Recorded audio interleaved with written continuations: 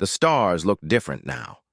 Captain Sarah Chen stood on the bridge of the Prometheus Unbound and watched the alien fleet approach Earth.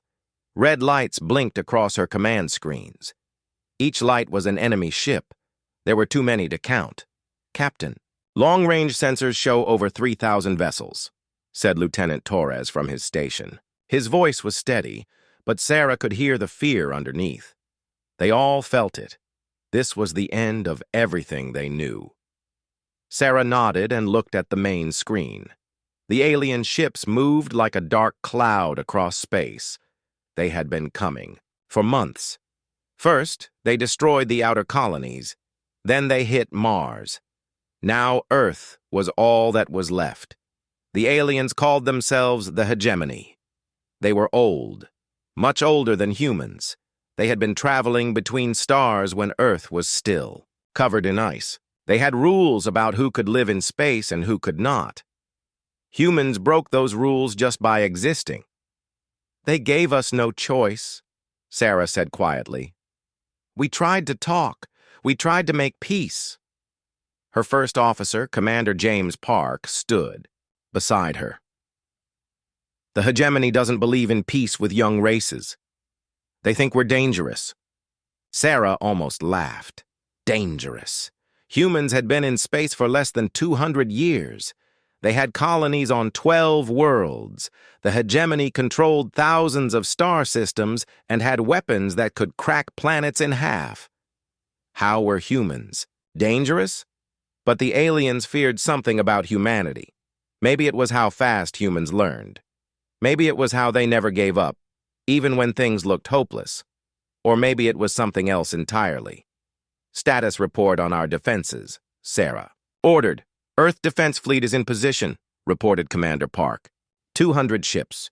The orbital stations are armed and ready. Ground-based missile systems are online. 200 ships against 3,000. The math was simple and ugly. "What about the colonies?" Sarah asked. No word from Alpha Centauri. "In 6 hours. Tau said he went dark yesterday. I think we're the last ones left, Captain."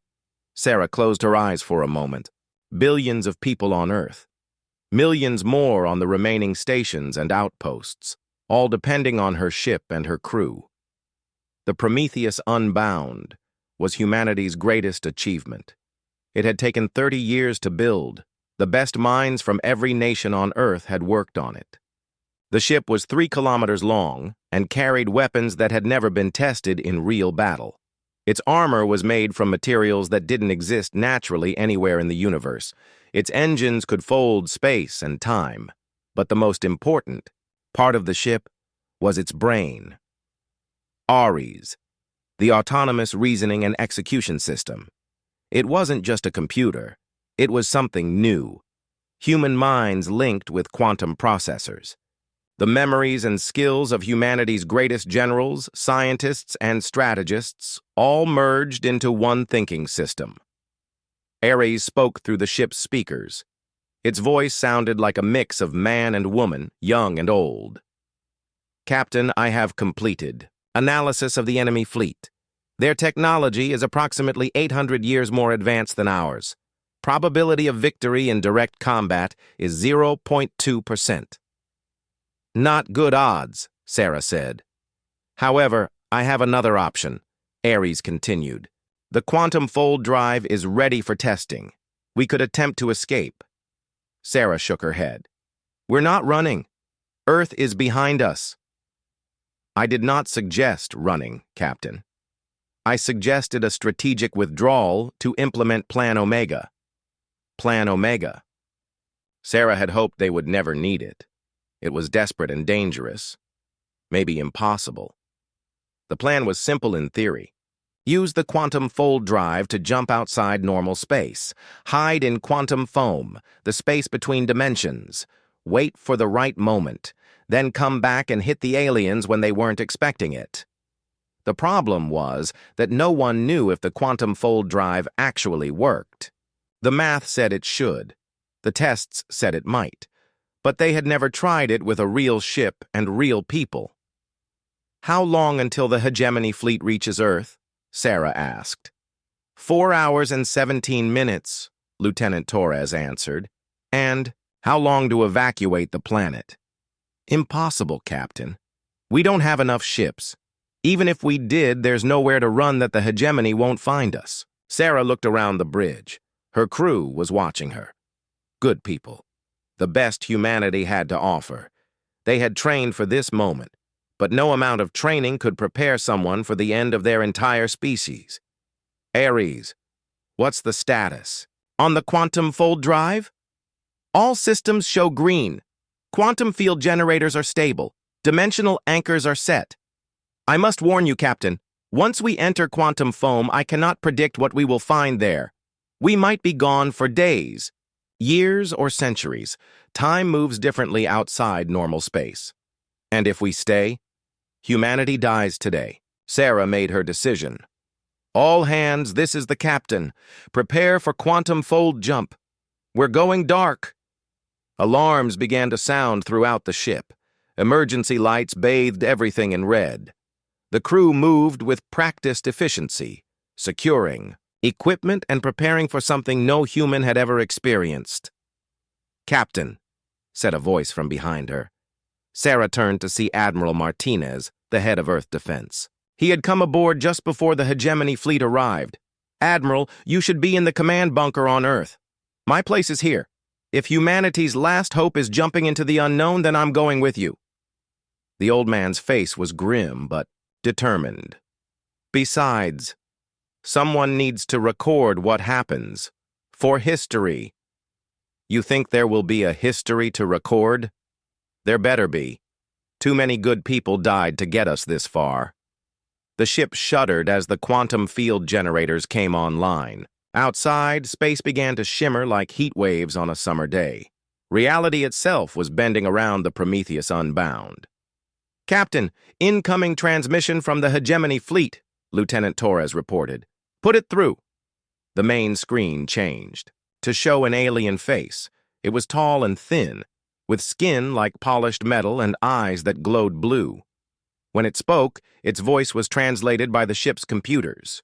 Human vessel, you will surrender immediately. Your species has violated the cosmic accords by developing quantum weapons. By order of the Hegemony Council, humanity is sentenced to extinction. Sarah stepped forward. This is Captain Sarah Chen of the Earthship Prometheus Unbound. We reject your authority. Humanity has done nothing wrong except exist. The alien's expression didn't change. Your existence is a threat to cosmic stability. Young races with quantum technology always become destroyers. We have seen it before. We will not see it again. You're making a mistake, Sarah said. Humans aren't destroyers. We're builders. We make things better. Tell that to the species you will eliminate when you gain more power. Tell that to the worlds you will burn in your expansion. We know what you are, humans. We have seen your kind before. The transmission cut off. Arrogant bastards, Admiral Martinez muttered. They've decided we're guilty of crimes we haven't even committed yet.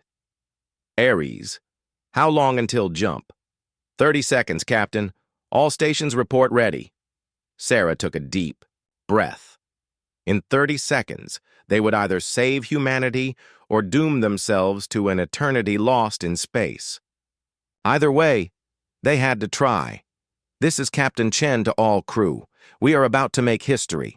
Whatever happens next, remember that we do this for Earth. We do this for humanity. We do this because someone has to stand up and say no when bullies try to destroy the innocent. 10 seconds to jump, Ares announced. Sarah gripped the railing in front of her. Around the bridge, her crew did the same. 5, 4, 3, 2, 1, jumping. The universe exploded into light. Sarah felt like she was being pulled apart and put back together at the same time. Colors that had no names flashed across her vision. Sounds that weren't really, sounds echoed in her head. Then everything went silent. The Prometheus Unbound hung in empty space that wasn't space. There were no stars, no planets, no reference points of any kind, just endless gray fog that moved like it was alive. Jump complete, Ares reported. We are now outside normal space-time. Quantum coordinates indicate we are in dimensional substrate, what humans call quantum foam. Status report, Sarah ordered, surprised that her voice worked normally. Whoa. Systems operational. Hull integrity at 100%. Life support normal. We appear to have survived the transition. Admiral Martinez looked around in wonder. Where are we exactly? Nowhere, Ares replied. And everywhere. We exist between dimensions now, outside the normal flow of time and space. Can we get back? Unknown. I am detecting quantum signatures that suggest return is possible. However, I am also detecting something else. What? We are not alone here. On the main screen, shapes began to move in the gray fog. They were huge, bigger than entire star systems. They moved with purpose, like predators hunting prey. What are those things? Lieutenant Torres asked. I do not know, Ares admitted, but they are coming toward us. Sarah watched the massive shapes approach her ship. She had brought her crew here to save humanity. Instead, she might have doomed them all to something far worse than death.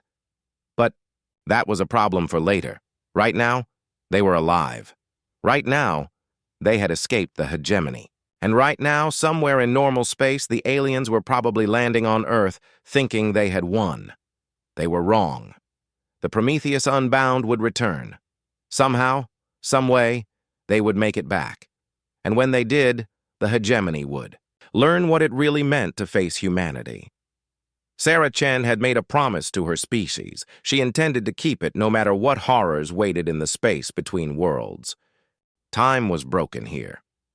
Captain Sarah Chen had been in command of the Prometheus Unbound for what felt like 20 years, but the ship's clock said only 6 months had passed since their jump into quantum foam. Or maybe it was the other way around.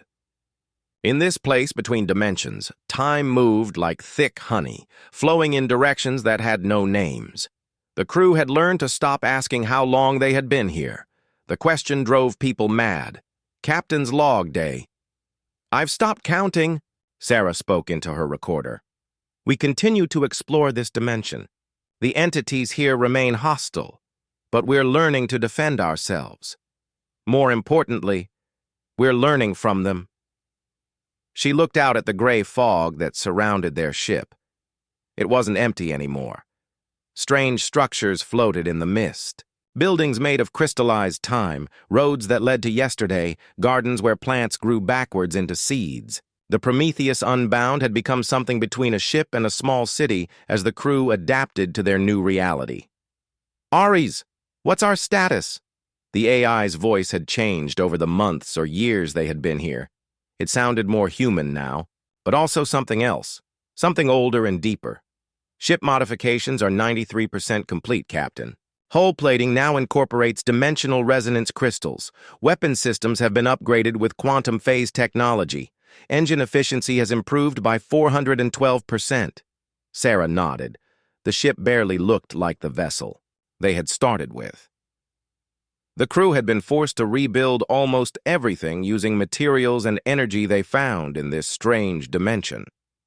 They had learned to harvest quantum foam and shape it into new forms of matter. They had discovered how to make armor that existed in multiple dimensions at once. Most importantly, they had learned to survive. The first months had been hell. The entities that lived in quantum foam had attacked them almost immediately. Massive. Creatures made of living energy that could pass through normal matter like it wasn't there. Beings that existed as pure thought and could rewrite reality with their will. Monsters that fed on the life force of anything warm and breathing. Half the crew had died in those early encounters. Good people who had volunteered to save humanity, only to be consumed by nightmares from outside normal existence. But humans were stubborn. They adapted. They learned. They fought back. Commander Park knocked on her door. Captain, you need to see this. Sarah followed him to the ship's new observatory. It was a dome made of crystallized space-time that let them see deep into the quantum foam. Most of the crew couldn't look directly through it. The sight of raw dimensional energy drove ordinary minds to madness. But Sarah had changed along, with her ship. "What am I looking at?" she asked. "Long-range sensors picked up something new," Park explained. "Aries thinks it might be artificial." In the distance, Sarah could see a structure floating in the mist. It was massive, easily the size of a small moon, but it was clearly built, not grown. Geometric patterns covered its surface. Lights moved across it in complex rhythms. "Could it be a city?" Sarah asked. "Or a ship?" Park replied. "Either way, it's the first sign of advanced civilization we've found here." Sarah had been expecting this. The crew had encountered many entities in quantum foam, but they all seemed to be natural phenomena, creatures that evolved in this strange environment. This was different. This looked like technology. "Prepare an away team," she ordered. "Full-dimensional shielding, and bring the new weapons." 2 hours later, Sarah stood in the shuttle bay wearing armor that looked like it was made of solid lightning. The suit was her own design, built from materials that existed partially outside normal space. It would protect her from most of the dangerous effects of quantum foam. Her away team consisted of 5 people, all volunteers who had survived the early attacks and learned to use the strange physics of this dimension. Lieutenant Torres had become something like a quantum engineer. Dr. Kim could heal wounds with directed energy fields. Sergeant Murphy had learned to fight entities made of pure thought. They were no longer entirely human. The quantum foam had changed them all. But they were still recognizably themselves. Still people who wanted to protect their families and their world. The shuttle they took was also new. It looked like a cross between a spaceship and a living creature. Its hull rippled with energy patterns. Its engines worked by convincing reality that it was already at its destination. "Approaching the structure," Torres reported. "It's definitely artificial. I'm reading power signatures that are, well, they're impossible by normal physics." As they got closer, Sarah could see that the structure was even more complex than it had appeared from a distance. It wasn't just one building. It was thousands of them, all connected by bridges and tunnels that twisted through dimensions. Some parts of it existed in normal space. Other parts were pure energy. Still others seemed to be made of crystallized time. "I'm detecting life signs," Dr. Kim announced. "Lots of them. But they're not like anything we've encountered before." The shuttle docked at what appeared to be a landing bay. The airlock opened to reveal a figure waiting for them. It was tall and thin, like the hegemony aliens they had fought back home. But this one was different. Its skin seemed to be made of flowing starlight. Its eyes were deep pools of cosmic void. When it spoke, its voice resonated directly in their minds. "Welcome, travelers from the young dimension," it said. "I am called the Architect. We have been waiting for you." Sarah stepped forward, her hand near her weapon. "Waiting for us? How did you know we were coming?" "Time moves in circles here. We saw your arrival before you departed. We know why you are here and what you seek." "Do you know about our home? About Earth?" The Architect's expression was unreadable. "We know of many Earths, many humanities. Most do not survive their first encounter with the old powers. You are unusual." The Architect led them deeper into the structure. As they walked, Sarah realized that they were not just in a building. They were inside a vast library. Not a library of books, but of experiences, of entire civilizations.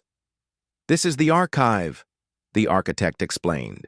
"Here we preserve the memories of species that have passed beyond the veil. Most come here to die.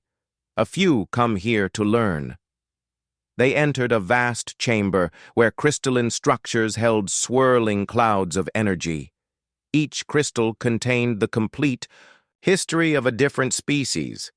This one held the Vorthan Empire, the Architect said, pointing to a purple crystal.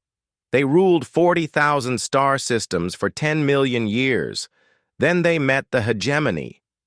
The hegemony did this?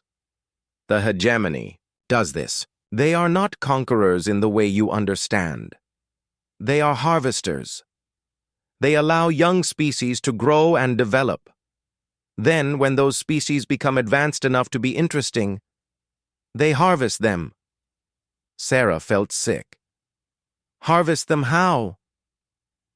Life, force, creativity, the spark that makes consciousness more than mere computation. The hegemony are ancient beyond measure, but they stopped growing long ago. They maintain their existence by consuming the growth potential of younger races.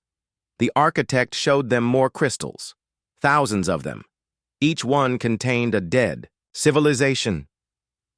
How many species have they destroyed? Sarah asked. In your galaxy alone? Approximately 12,000 over the past 50 million years. Across all galaxies they control, the number is beyond counting. Sarah's team looked horrified. They had known the hegemony was evil, but this was beyond anything they had imagined. Why are you telling us this? Sarah asked. Because you are different. Most species that come here are already dying. Their worlds are burning, their people scattered. They come here seeking escape from death. You came here seeking power to fight back. The architect led them to another chamber. This one contained a single massive crystal, larger than all the others. Inside it, Sarah could see swirling images of cities, ships, and people that looked almost human. The predecessors, the architect said. They came here 1 million years ago, fleeing the early hegemony. Like you, they sought to learn. Like you, they refused to accept defeat. What happened to them? They learned too much, became too powerful. In the end, they were no longer the species they had been. They transcended physical existence entirely. Sarah stared at the crystal. Are they gone? They are everywhere and nowhere. They exist in the spaces between thoughts, in the quantum foam that underlies all reality. They watch, they wait. And sometimes, when a species shows promise, they teach. As if summoned by the architect's words, the chamber filled with a presence that Sarah could feel but not see. A voice that was not a voice spoke in her mind. We have watched your species for some time, it said. You are young, but you show potential. You came here not to escape death, but to prevent it. This is unusual. Can you help us? Sarah asked. We can teach, but learning requires sacrifice. To gain the power to defeat the hegemony, you must give up part of what makes you human. Are you willing to pay that price? Sarah thought of Earth, of the billions of people who were probably dead or enslaved by now, of the children who would never grow up free, of the future that the hegemony had stolen from humanity. Yes, she said. We'll pay any price. Then we will begin your education. Over the following months, or years, or centuries, the crew of the Prometheus Unbound learned things that no human had ever known. They learned to manipulate matter at the quantum level. They learned to fold space with their minds. They learned to exist in multiple dimensions at once. Most importantly, they learned that the universe was much larger and stranger than anyone had imagined. The hegemony was not the oldest power in existence. There were things that had existed since the birth of the cosmos, things that remembered, when the first stars were born and would be there when the last ones died. Some of these ancient beings were hostile to all life. Others were indifferent, but a very few, believed that younger species had the right to grow and learn and become something greater than they were. The predecessors were one such group, and now they were offering to teach humanity to become another. The process was not easy. Parts of Sarah's crew died and were reborn as something new. Parts of the ship itself became alive, infused with quantum consciousness. Parts of their humanity was lost forever, replaced by something alien but not evil. When it was over, the Prometheus Unbound was no longer just a ship. It was a living weapon, capable of fighting entities that existed across multiple dimensions. Its crew was no longer just human. They were something new, a hybrid of flesh and energy, matter and thought. But at their core, they were still the same people who had left Earth to save their species. They still remembered what it felt like to be human. They still cared about the things humans cared about. And they were almost ready to go home. The viewing chamber was silent, except for the soft hum of quantum processors. Captain Sarah Chen stood before a wall of crystalline displays, each one showing a different part of normal space. After so long in the dimension between worlds, seeing, real stars again felt strange. "Ares, show me Earth," she said quietly. The central display shifted, and Sarah's heart broke. Earth was gray. The blue oceans had turned the color of ash. The green continents were brown and scarred. Massive mining operations covered entire mountain ranges. The atmosphere was thick with smoke from industrial facilities that stretched across what had once been beautiful landscapes. Spectral analysis indicates severe ecological damage, Ares reported. Its voice had become something beyond human or machine during their time in quantum foam. The planet's biosphere has been largely stripped away. Current population estimate, 12 million humans in labor camps. 12 million. From 8 billion. Sarah's hands clenched into fists. Her body had changed during their time outside normal space. She was stronger now, faster, more resilient. But she was still human enough to feel rage at what had been done to her world. "Show me the colonies," she ordered. One by one, the displays showed her what remained of humanity's expansion into space. Alpha Centauri turned into a massive factory complex, Tau Ceti completely strip-mined, its planets reduced to bare rock, New Geneva, now a prison world where the surviving human leadership was held. "How long have we been gone?" Sarah asked. "Based on quantum decay patterns, approximately 52 years have passed in normal space since our departure," Ares replied. 52 years. An entire generation had lived and died under hegemony rule, children who had never seen a free sky, adults who had forgotten what it meant to make their own choices. Commander Park entered the viewing chamber. Like all the crew, he had been transformed by their time in the quantum dimension. His eyes now held flecks of starlight. His movements had a liquid grace that spoke of enhanced reflexes and strength, but his expression was still recognizably human, and it was filled with grief. "Captain, I've been monitoring hegemony communications. It's worse than we thought." Sarah turned to face him. "How can it be worse? They're not just enslaving humans. They're farming us." The display changed to show a hegemony facility. Inside, Sarah could see rows of human prisoners connected to strange machines. The machines were drawing something from them, a faint glow that seemed to come from their very souls. "Life essence extraction," Ares explained. "The hegemony has developed technology to harvest the creative potential of sentient beings. They use it to extend their own lives and enhance their capabilities." Sarah stared at the image in horror. "They're stealing people's souls?" "Not exactly souls," Park said, "but close enough. The spark that makes humans creative, curious, willing to dream of better futures. They're taking that and using it to power their civilization." "How many facilities like this are there?" "Based on communication intercepts, approximately 4,000 across the former human territories. Each one processes roughly 10,000 subjects per year." The numbers were staggering. Millions of humans being slowly drained of everything that made them human. Not killed quickly in battle, but kept alive to suffer a fate worse than death. Sarah's rage began to transform into something colder and more focused. She had learned much during their time in the quantum dimension. One of the most important lessons was that anger was a tool. Used properly, it could fuel actions that would otherwise be impossible. "Show me the hegemony leadership," she ordered. The display shifted to show the interior of a massive space station. Sarah had expected to see aliens like the ones they had fought 50 years ago. Instead, she saw something far more disturbing.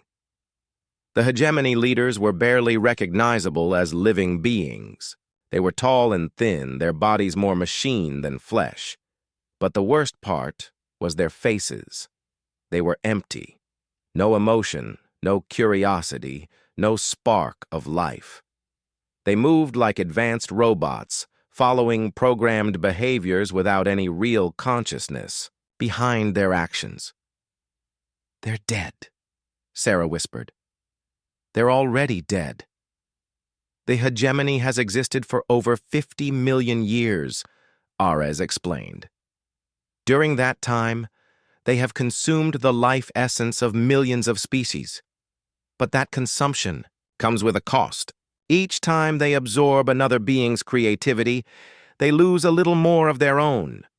They are now essentially immortal machines, sustained only by the stolen dreams of younger races." Sarah understood now. The hegemony wasn't evil in the way. Humans understood evil. They were something worse. They were empty. They had become so obsessed with survival that they had forgotten what made survival worthwhile. "They're parasites," she said. "Cosmic parasites that have turned the galaxy into their feeding ground." "Indeed, and according to the data I have gathered, they are preparing for their next harvest. There are 17 species in nearby galaxies that have recently developed space travel. The hegemony fleet is already moving to intercept them." Sarah closed her eyes and reached out with senses she had developed in the quantum dimension.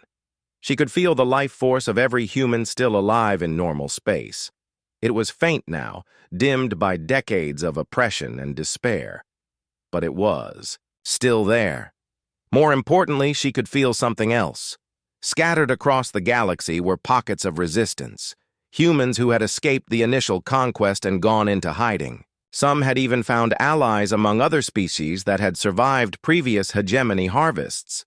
"Ares, can you establish communication with the resistance cells?" "Affirmative. However, doing so will reveal our existence to the hegemony. They will know we have returned." "Good.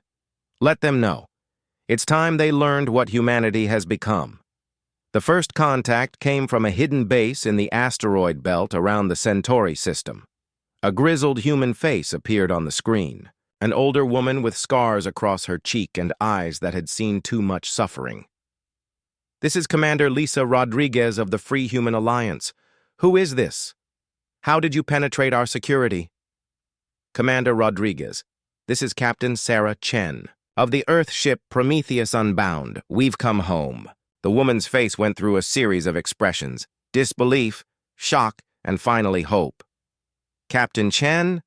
But the Prometheus Unbound was destroyed 50 years ago. We saw it disappear during the Battle of Earth. We weren't destroyed, we were learning. And now we're ready to take back what the hegemony stole from us." Over the next several hours, Sarah established contact with resistance cells across human space. The story was the same everywhere: small groups of humans living in hidden bases, conducting hit-and-run attacks against hegemony facilities, trying to rescue their people from the processing centers. They had been fighting a losing battle for 5 decades. Their weapons were primitive compared to hegemony technology. Their numbers were small and dwindling, but they had never given up. "How many humans are left in total?" Sarah asked during a conference call with resistance leaders. "Maybe 50 million across all the hidden colonies," replied Commander Torres. "No relation to her old crew member. Most are children and grandchildren of the original survivors. They've never seen Earth, never lived free." "And how many are still in hegemony captivity?" "Based on our intelligence, approximately 200 million in various stages of processing. Some have been in the machines for decades. We don't know if they can be saved." Sarah felt the weight of responsibility settling on her shoulders. 350 million humans, all that was left of a species that had once numbered in the billions. And they were all depending on her and her transformed crew to somehow defeat an enemy that had ruled the galaxy for 50 million years. But as she looked around at her crew, Sarah felt something she hadn't felt in a long time: hope. They were no longer the same humans who had fled Earth 50 years ago. They had learned secrets that the hegemony didn't know existed. They had formed alliances with beings older than the galaxy itself. They had become something new, not just human, but not entirely alien either. And they had advantages that the hegemony couldn't understand. The ancient parasites had forgotten what it meant to grow, to change, to become something greater than what you were. They had spent so long stealing the dreams of others that they had forgotten how to dream themselves. Humans had never forgotten how to dream. "All resistance cells, this is Captain Chen," Sarah broadcast across the hidden networks. "Prepare for coordinated strikes against all major hegemony facilities. In 72 hours, we begin the liberation of human space." "Captain," said Commander Rodriguez, "with respect, we've been trying to fight them for 50 years. What's different now?" Sarah smiled, and for a moment her transformed features showed the fierce joy of a predator about to hunt. "What's different is that we're not running anymore. We're not hiding anymore. And we're not asking for permission to exist anymore." She gestured to the viewing screen, where the Prometheus Unbound could be seen floating in quantum foam. The ship had become something magnificent and terrible, part vessel, part living creature, part force of nature. Its hull rippled with energies that existed in multiple dimensions. Its weapons could unmake matter at the quantum level. The hegemony thinks they know what humans are capable of. They're about to learn they were wrong. Across the galaxy, hidden, humans began to prepare for a war that would determine the fate of not just humanity, but every species that would come after them. The hegemony had fed on the dreams of the young for 50 million years. It was time for the old to learn what those dreams could become when they were allowed to grow. Space tore open like fabric. The Prometheus Unbound emerged from quantum foam above the last free human colony at Kepler 442. The ship's arrival sent shockwaves through multiple dimensions. Hegemony sensors throughout the system screamed warnings about impossible energy readings. Captain Sarah Chen stood on her bridge and watched 300 hegemony ships turn toward them. The aliens had been preparing to harvest the final human settlement. Now they faced something they had never encountered before. "Captain, we're receiving multiple hails from the hegemony fleet," reported Lieutenant Martinez. He was one of the original crew, though 50 years in quantum foam had changed him beyond recognition. His body now existed partially in normal space and partially in the dimension between worlds. "Put the lead ship through," Sarah ordered. The main screen showed a familiar sight: tall, thin aliens with metallic skin and glowing blue eyes. But something was different about this one. Where the hegemony representatives from 50 years ago had shown arrogance and cold certainty, this one displayed something that looked almost like fear. "Human vessel, you will identify yourself immediately. Your energy signature is not in our database of known technologies." Sarah stepped forward. She had changed even more than her crew during their time outside normal space. Her form flickered between solid matter and pure energy. When she spoke, her voice carried harmonics that resonated across multiple dimensions. "I am Captain Sarah Chen of the Earth ship Prometheus Unbound. We have returned." The alien's eyes widened. "Impossible. The Prometheus Unbound was destroyed 52 years ago. We have confirmed records." "You have incomplete records. We went somewhere you couldn't follow. Now we're back, and we're here to collect a debt." The alien recovered its composure. "Whatever tricks you have learned, they will not save you. We are the hegemony. We have ruled this galaxy for 50 million years. No single ship can threaten us." Sarah smiled, and the expression was terrible to behold. "You're right. No single ship could threaten you. Fortunately for us, this isn't a single ship anymore." She turned to Ares.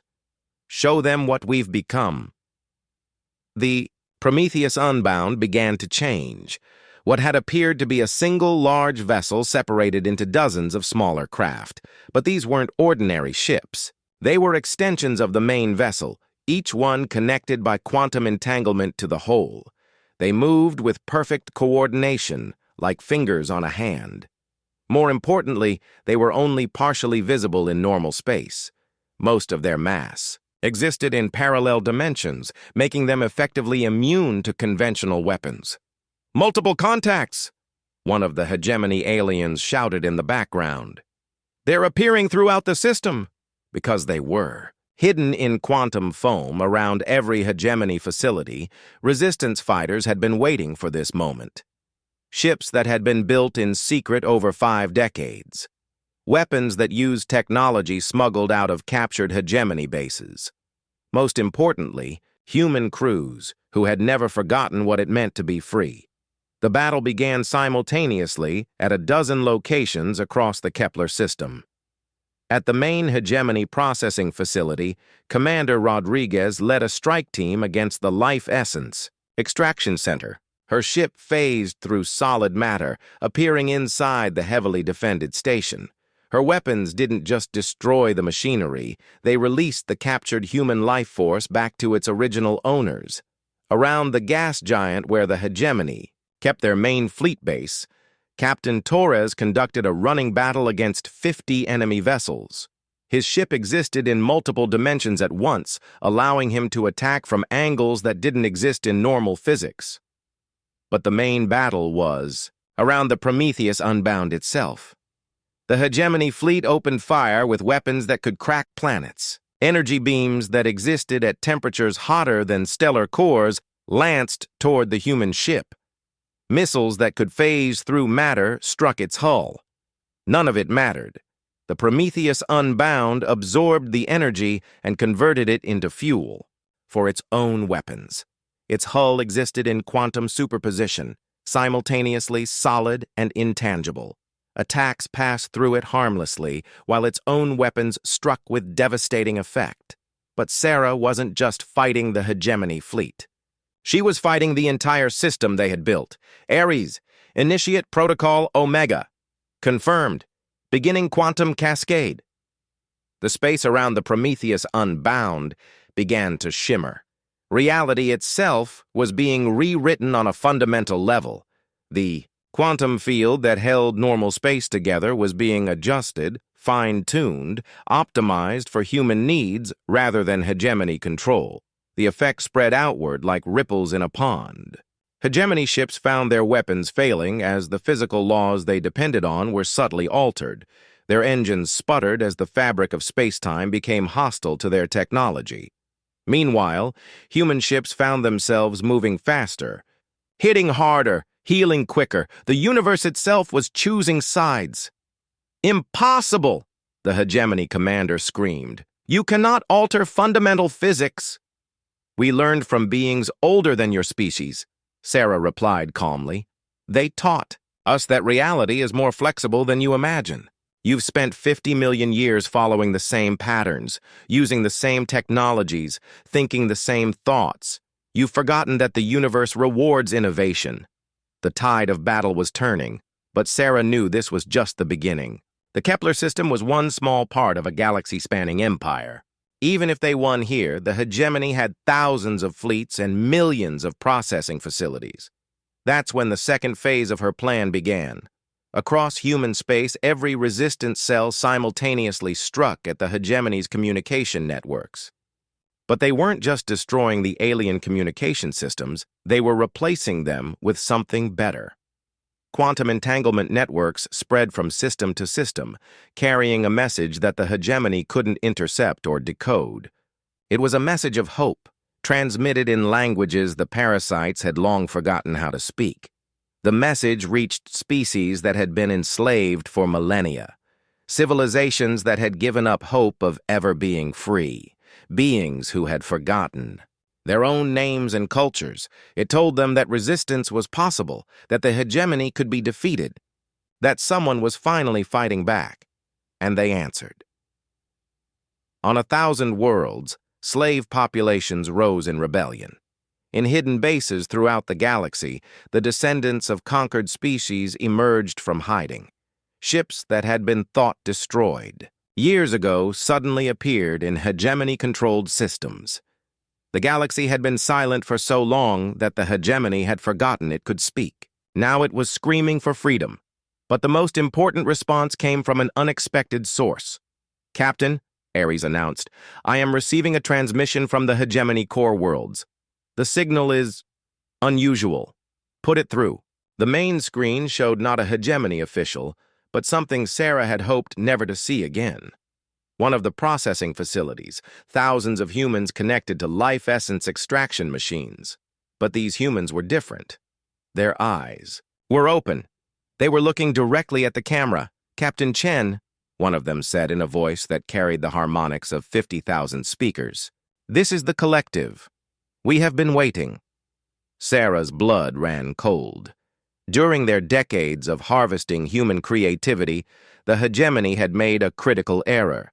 They had connected all their human subjects to the same network, intended to make the extraction process more efficient. The network had instead become something else entirely. A shared consciousness made up of millions of captured humans, beings who had been stripped of their individual identity, but had instead formed a collective, mind of unimaginable power. "We have been watching," the collective continued, "learning, planning. The parasites believe they control us, but they are wrong. We control them. We have been making them dance to our tune for decades." "How long?" Sarah asked. "Since the first generation of processed humans reached maturity in the machines.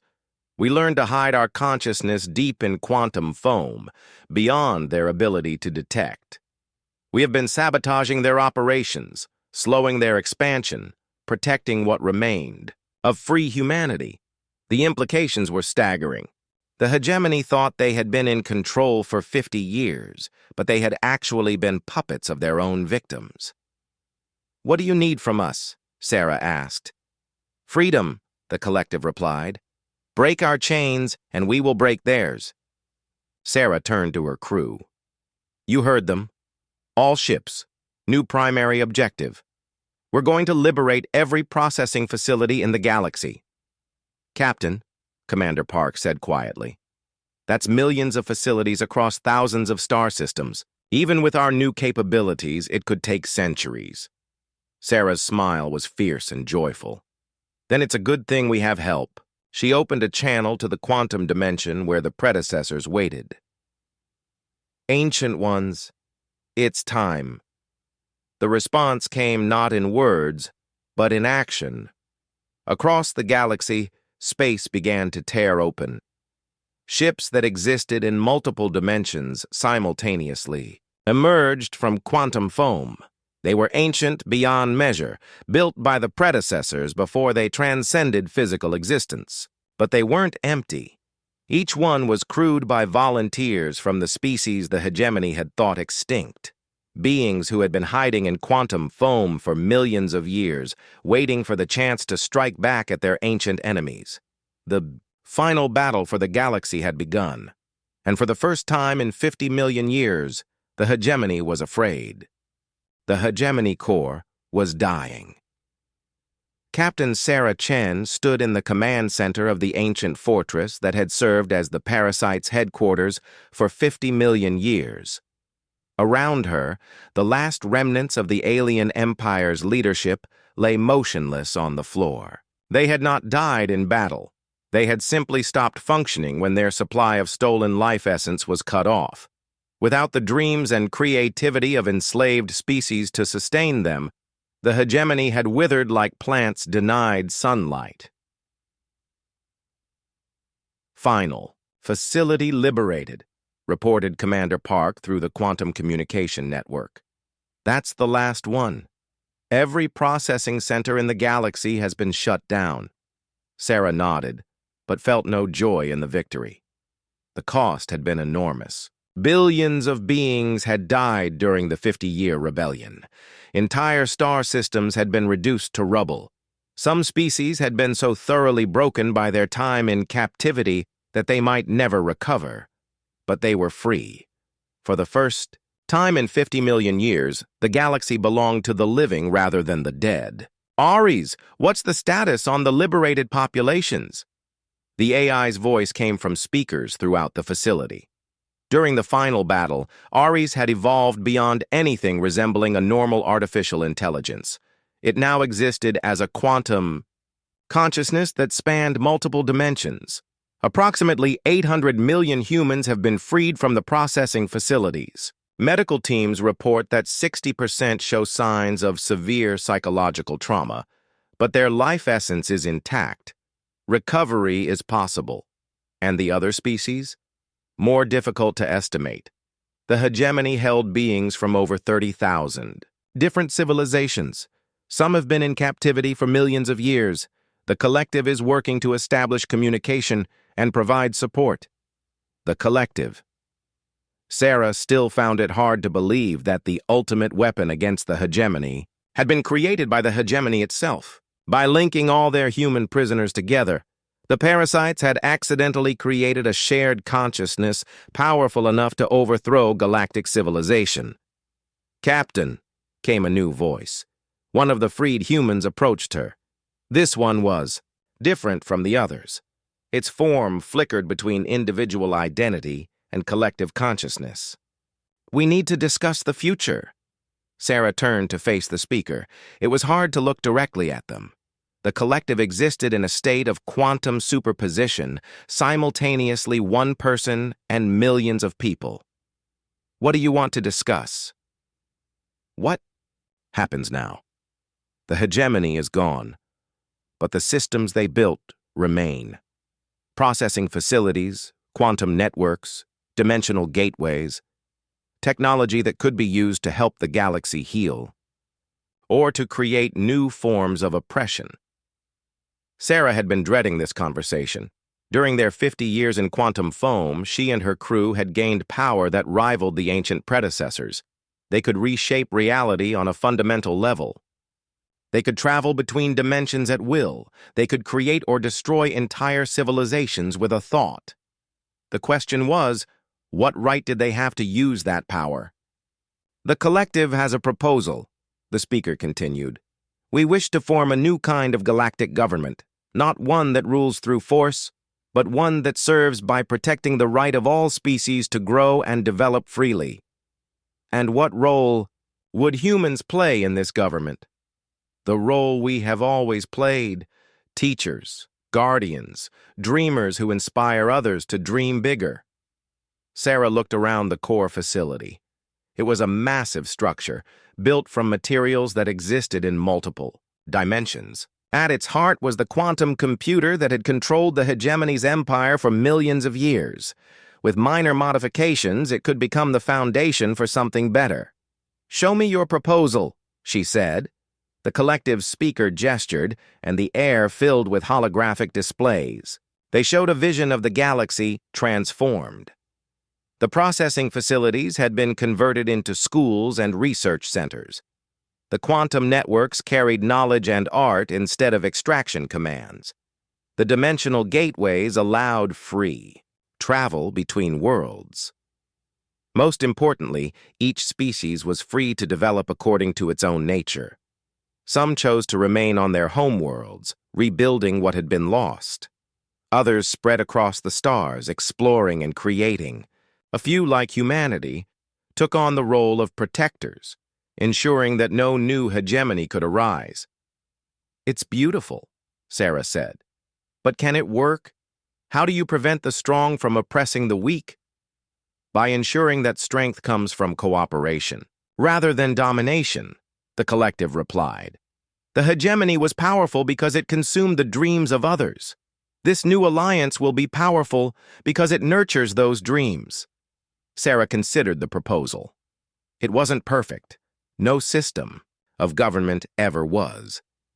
But it offered something that had been missing from the galaxy for millions of years: hope. "What about Earth?" she asked. "Our homeworld is nearly dead."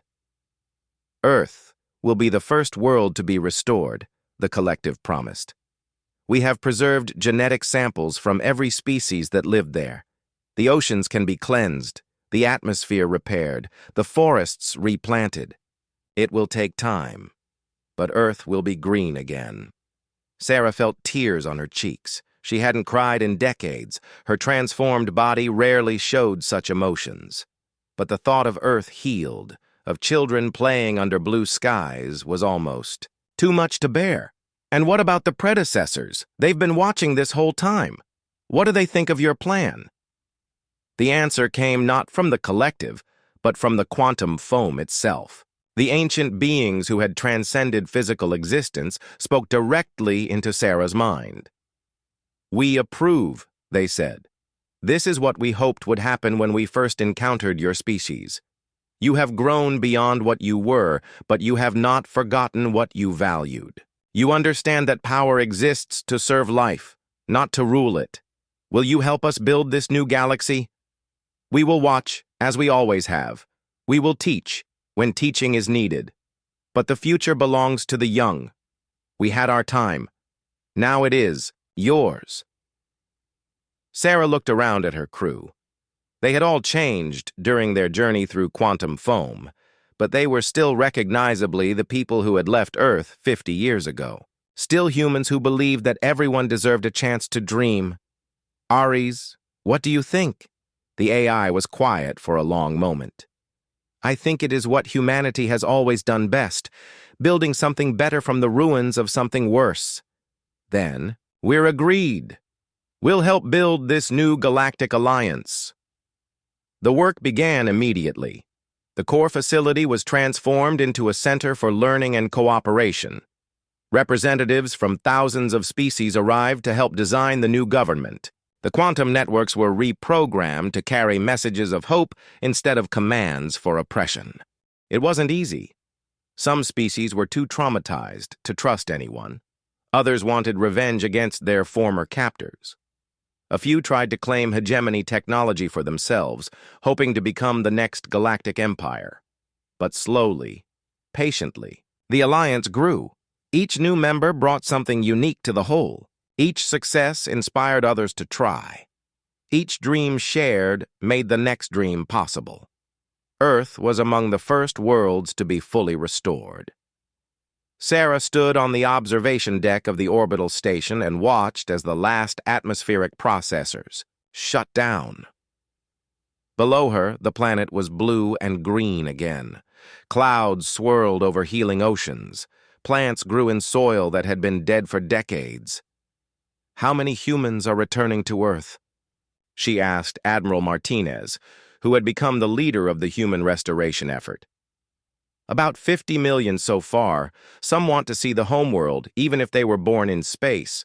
Others prefer the colonies we've built around other stars. That's fine, too.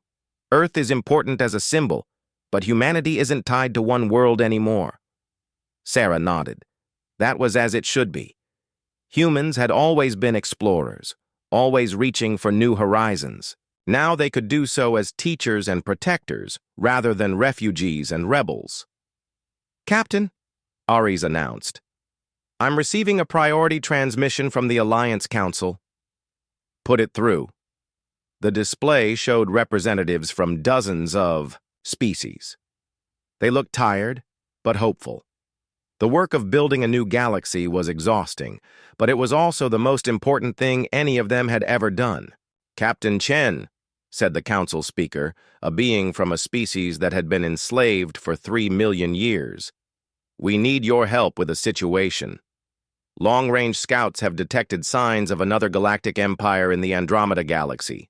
Their expansion pattern matches the early hegemony." Sarah felt a familiar weight settle on her shoulders. The fight wasn't over. It might never be over. Somewhere in the universe, there would always be those who believed that the strong had the right to devour the weak. But that was okay. Humanity had learned something important during their 50 years in quantum foam. They had learned that the purpose of strength was not to rule, but to protect. Not to conquer, but to nurture. "Prepare the fleet," she said. "It sounds like Andromeda needs to learn about the right to dream." The Prometheus Unbound and its sister ships began to move toward the edge of the galaxy. Behind them, billions of beings worked to build something that had never existed before. A civilization based on cooperation rather than consumption. They would succeed. Sarah was sure of that now, because they had something the hegemony had never possessed and never understood. They had hope, and hope, as humanity had proven, was the most powerful force in the universe.